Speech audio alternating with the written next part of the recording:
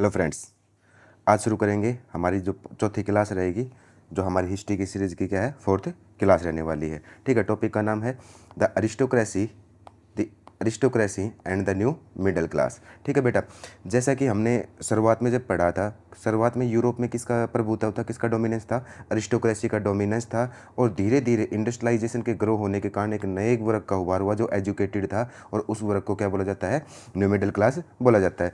यहाँ पे नीचे जो लाइन है इसमें दिखाया गया है social and political transformation. Social और पॉलिटिकल ट्रांसफॉर्मेशन दिखाया गया है 19th सेंचुरी का यूरोप में।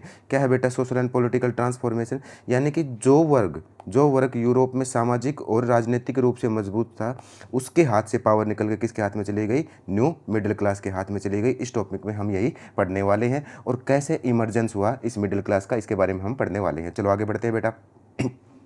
कह रहा है कि डोमिनेंट अरिस्टोक्रेसी, पूरे यूरोप में, पूरे कॉन्टिनेंट पे एक ही वर्ग कौन सा था, डोमिनेंट था, वो था क्या था, अरिस्टोक्रेसी था, कुलीन लोग थे। ठीक है, अब बेटा exploring the landed elite of the European continent, हम एक्सप्लोर करेंगे बेटा जिसके पास बड़ी बड़ी जागीरें थी यूरोप कॉन्टिनेंट के बारे में, और वो वर्ग था कौन सा, अरिस्टोक्रेसी। आगे बढ़ते हैं बेटा।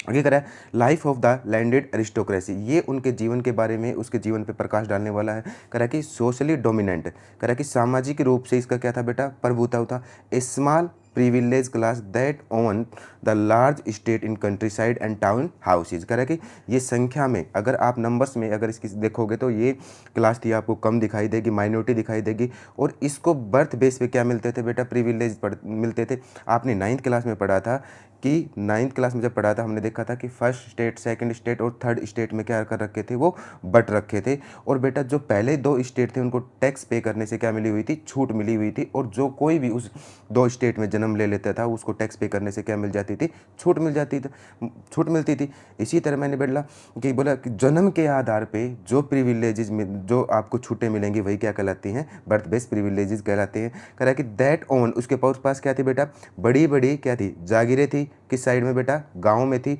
और बड़े बड़े टाउन हाउसेज थे कि कहाँ पे, शहरों में। इस प्रकार के क्या थे उनके पास, टाउन हाउसेज थे शहरों में। कह रहा कि shared culture tie by the common lifestyle that cut across regional division. कह रहा कि आपको पता है कि बेटा यूरोप में कितना फ्रेगमेंटेशन था, कितनी रियासतें थी, ठीक है, कितने एम्पायर थे। उनके होने के बावजूद भी जो ये लैंडेड अरिस्टोक्रेसी थी ना, इनकी जो कॉमन, इनका जो लाइफ स्टाइल था वो क्या था, कॉमन था, पूरे यूरोप में एक जैसा ही दिखाई देता है। डिप्लोमेटिक टाई, कह रहा कि spoke French for purpose of diplomacy and high society. कह रहा कि राजनीतिक कार्यों के लिए, डिप्लोमेसी के लिए कौन सी लैंग्वेज यूज करते थे बेटा, फ्रेंच लैंग्वेज यूज करते थे। और फ्रेंच लैंग्वेज इस प्रकार से यूज करते थे कि ये जो लैंग्वेज थी इसको आम लोगों से, कॉमन पर्सन से क्या दिखाती थी, ऑर्डिनरी सिटीजन से अलग दिखाती थी। जैसे एक टाइम पे बेटा देखो, एंशेंट इंडिया में जो हमारे जो क्या कहते हैं स्वर्ण थे, जो स्वर्ण क्लास थी वो क्या बोलती थी, संस्कृत बोलती थी। ठीक है, इसी प्रकार में से वहाँ की जो अरिस्टोक्रेसी थी क्या, कौन सी लैंग्वेज बोलती थी, फ्रेंच लैंग्वेज बोलती थी। करके फैमिली बॉन्ड, ये पूरे यूरोप के जितने भी अरिस्टोक्रेसी थे, फ्रेगमेंटेशन के बाद भी इनके साथ, इनके बीच में क्या होते थे, शादी के आपसी संबंध होते थे। ठीक है, आगे बढ़ते हैं बेटा।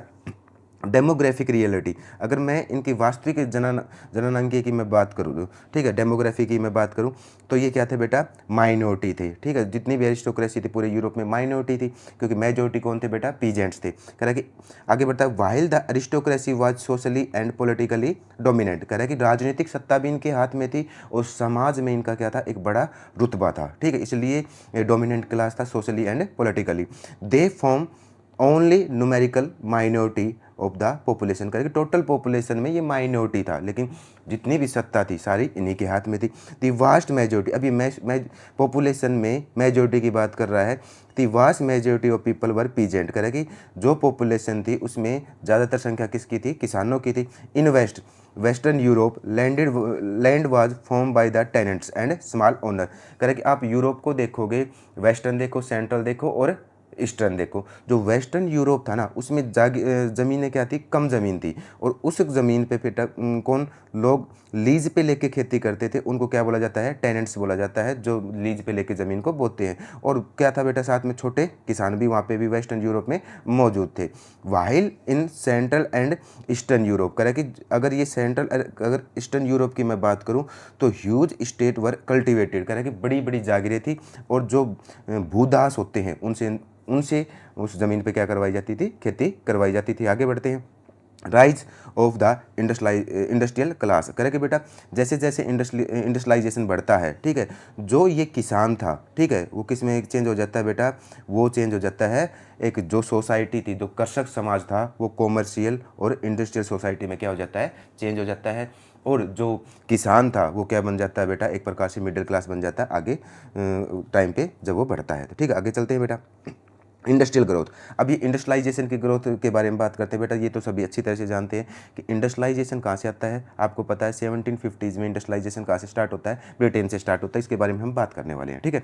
The growth of industrialization, industrial production and trade lead to the rise of commercial town and new social class, करें कि बेटा जैसे जैसे इंडस्ट्रियल प्रोडक्शन इंक्रीज होता गया और ट्रेड इंक्रीज होता है, इसके कारण बेटा lead to the rise of commercial town, बेटा जिन केंद्रों पे इस सामान का, जो ये गुड्स थी, जो सर्विसेज थी, इनका खरीद और फरोख्त होती थी, ठीक है, एक्सचेंज होता था, वो केंद्र किस में चेंज हो गए, कॉमर्शियल टाउन में चेंज हो गए। और बेटा वहाँ पे जो काम करते थे, जो इन टाउन्स को संभालते थे, इस ट्रेड और इंडस्ट्रियल प्रोडक्शन को संभालते थे, उसके कारण एक नई सोशल क्लास का उभार हुआ, जिसका नाम क्या था, मिडल क्लास था।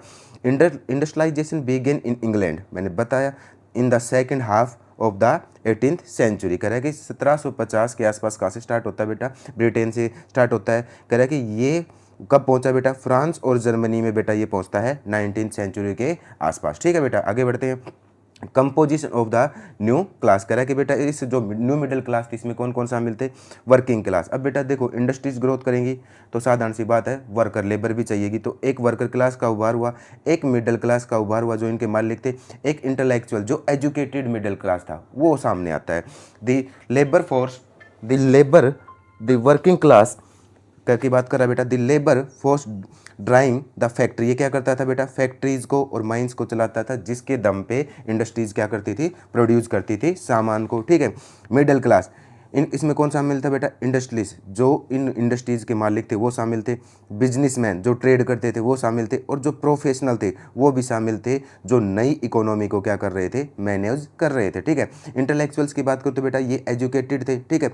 Middle class who became the core of the liberal movement, जो बेटा जिन्होंने अरिस्टोक्रेसी का विरोध किया, ठीक है, और बेटा क्या लेके आए, एक नए विचार लेके आए, वो यही वो क्लास थी बेटा। कोर का मतलब होता है एक प्रकार से जो नया मूवमेंट लेके आए थे, उसके पीछे जो फोर्स लगाया जा रहा था, किसके द्वारा लगाया जा रहा था, इन इंटेलेक्चुअल्स के कारण ही लगाया जा रहा था। आगे बढ़ते हैं। Spread of industrialization, mid 18th century में बेटा इंग्लैंड में स्टार्ट होता है, ठीक है। 19th सेंचुरी के अर्ली में फ्रांस में स्टार्ट होता है, और मिड 19th सेंचुरी में कहाँ पे स्टार्ट होता है, जर्मन स्टेट्स में स्टार्ट होता है इंडस्ट्रियलाइजेशन। आगे बढ़ते हैं। इमरजेंस ऑफ लिबरलिज्म, बेटा आपको पता है इंडस्ट्रियलाइजेशन स्टार्ट होता है, ठीक है, मिडिल क्लास का उभार होता है, और वो ही मिडिल क्लास क्या था बेटा, लिबरल था।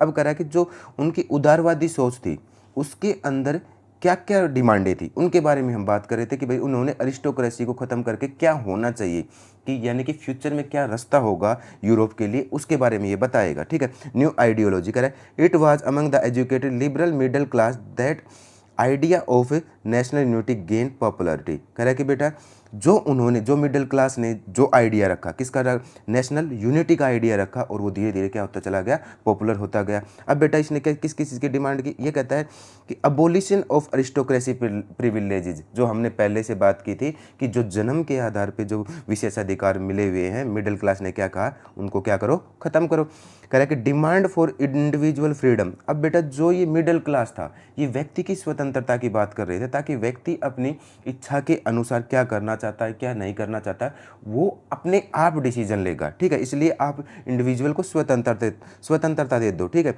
इक्वलिटी बिफोर लॉ, कानून के समक्ष सभी बराबर होने चाहिए। ये नहीं है कि कोई फर्स्ट स्टेट में है, सेकंड स्टेट में है, थर्ड स्टेट है तो उनको अलग अलग कानून ट्रीटमेंट देगा, नहीं, सभी कानून के समक्ष क्या होने चाहिए, इक्वल होने चाहिए। रिप्रेजेंटेटिव गवर्नमेंट, बोला कि अब किंग नहीं होना चाहिए, मोनार्की नहीं होनी चाहिए, मोनार्की की इच्छा भी सब कुछ नहीं चलना चाहिए, जनता अपनी सरकार को चुनेगी।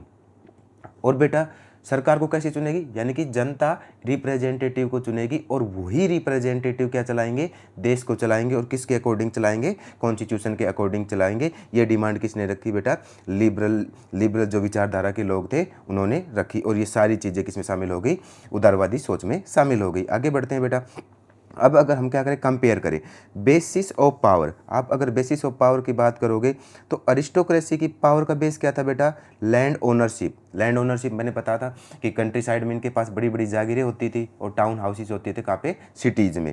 और बेटा बर्थ, और इन्हें बर्थ के आधार पे क्या मिलते थे, प्रिविलेजेस मिलते थे। उनके का इनकी पावर का मेन कारण क्या था, यही था। अगर आप मिडिल क्लास की बात करोगे बेटा, इसका उभार आपको पता है इंडस्ट्रियलाइजेशन के कारण हुआ था। तो इंडस्ट्रीज़ बढ़ी, व्यापार बढ़ा और एजुकेशन का स्प्रेड हुआ, इसके कारण मिडिल क्लास का क्या हुआ, उभार हुआ। लैंग्वेज कौन कौन सी बोलते थे बेटा, प्राइमरली अगर आप बात करोगे अरिस्टोक्रेसी हाई सोसाइटी, ये शो करने के लिए कि हम हाई सोसाइटी हैं, फ्रेंच लैंग्वेज का ये यूज़ करते थे।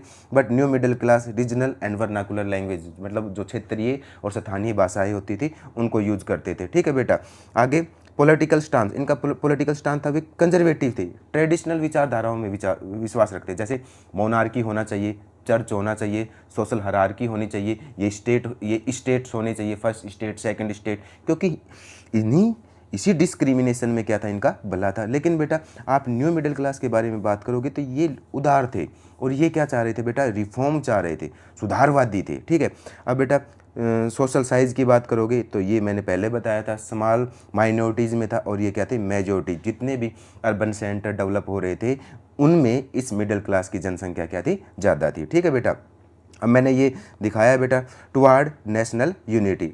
ठीक है, अरिस्टोक्रेसी का विरोध हुआ और जो लिबरलिज्म की जो विचारधारा थी, नेशनल यूनिटी, उसको आगे बढ़ाया गया। The decline of aristocracy dominance. अब यूरोप में क्या हो गया बेटा, जो कुलीन लोग थे, जो अरिस्टोक्रेसी थी, उसका प्रभुत्व कम होने लग गया। The rise of educated middle class. Industrialization के कारण किसका उभार हुआ बेटा, मिडिल क्लास का उभार हुआ। Provide the social foundation for the nationalist movement. कह रहा कि इसी मिडिल क्लास ने, एजुकेटेड जो इंटेलेक्चुअल्स थे, इन्हीं ही नेशनल मूवमेंट्स को क्या प्रोवाइड किया, फाउंडेशन प्रोवाइड किया। ठीक है बेटा, आगे बढ़ते हैं। कह रहा कि would रिसेप the map of Europe, और इन्हीं के कारण से क्या हो गया, रिसेप किया गया। क्या, किसको रिसेप किया गया, यूरोप के मैप को रिसेप किया गया। आगे बढ़ते हैं बेटा, मैंने क्या किया है बेटा, हमेशा मैं अपनी प्रत्येक क्लास में यही करता हूँ कि जो एनसीईआरटी के जो पेज होते हैं उनका स्क्रीनशॉट लेके मैं इसके अंदर क्या कर देता हूँ बेटा, पेस्ट कर देता हूँ। इसका फ़ायदा क्या है, इसका फ़ायदा ये होता है कि बच्चों को मैंने नोट्स तो दे दिए, बट कुछ बच्चे ऐसे होते हैं जिनको वर्डिंग में दिक्कत आती है, उनको वर्ड का मतलब नहीं पता होता, इसलिए मैं साथ साथ में क्या कर देता हूँ बेटा, टॉपिक को समझाने के बाद में इसको रीड कर दूंगा आपके सामने। ठीक, हर क्लास में मैं ये करता हूँ। Socially and politically and landed aristocracy was the dominant class on the continent. ठीक है बेटा, ये बता चुका हूँ कि सामाजिक रूप से और राजनीतिक तौर पे भी बेटा ये अरिस्टोक्रेसी क्या थी बेटा, ये अरिस्टोक्रेसी अपने प्रभुत्व को जमाए रखी हुई थी पूरे कॉन्टिनेंट के ऊपर।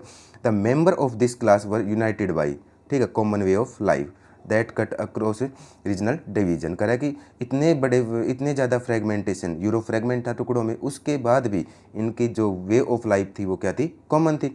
दे owned the state in countryside, ग्रामीण एरिया में इनके पास बड़ी बड़ी जागीरें होती थी और टाउन हाउसेज होते थे, कहाँ पे बेटा, टाउन्स में या सिटीज़ में।